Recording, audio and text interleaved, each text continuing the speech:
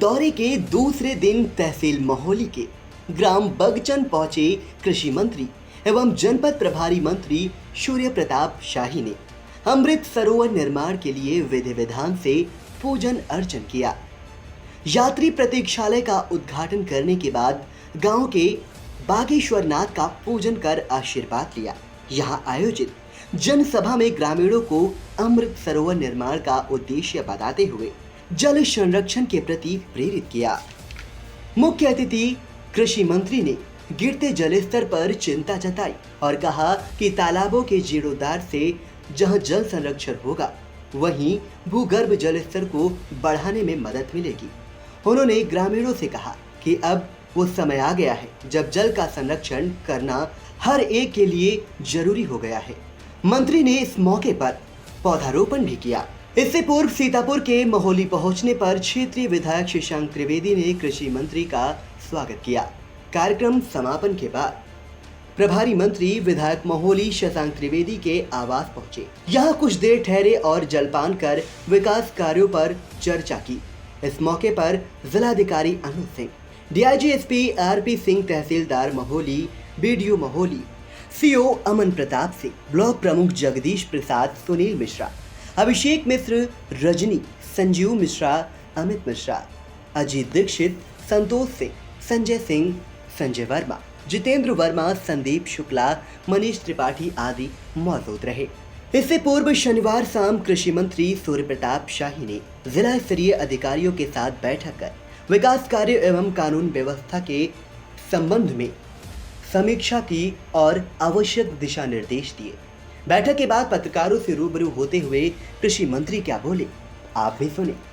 सभा का आयोजन जो है वो भारतीय जनता पार्टी के द्वारा हुआ था, जिसमें मोदी जी की सरकार के 8 वर्ष की उपलब्धियों को और उत्तर प्रदेश सरकार द्वारा पिछले 5 वर्षों में किए गए कार्यों को जनता के बीच में रखा गया था। बहुत बड़े संख्या में लोग उसमें उपस्थित हुए थे और ये इस बात का प्रतीक है कि मोदी जी की सरकार के और योगी जी के सरकार का जो योजनाएं चल रही हैं उसका सीधा फ़ायदा लाभार्थियों तक पहुंच रहा है। और वहां पर हमने पीएम किसान सम्मान निधि पाने वाले लोगों के हाथ भी खड़े कराए थे, तो बड़ी तादाद में लोगों ने उसके हाथ खड़े किए थे। फिर मैं बाढ़ग्रस्त क्षेत्र का दौरा किया था।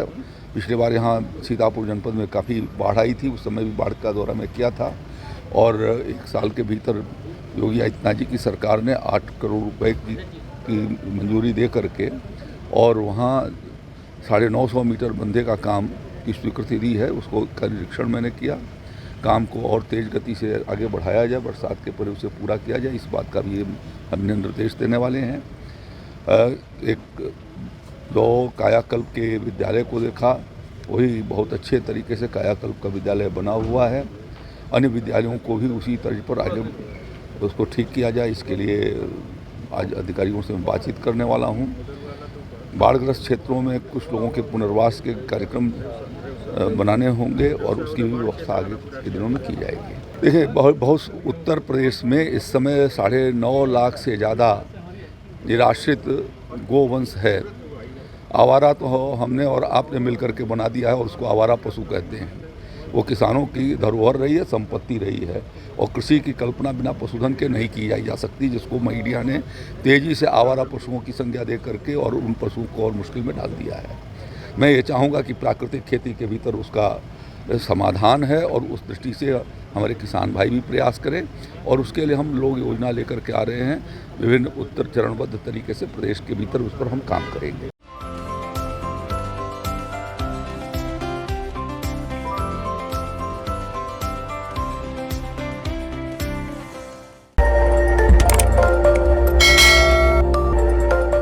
खबर आपकी, नजर हमारी। देखते रहिए आई इंडिया।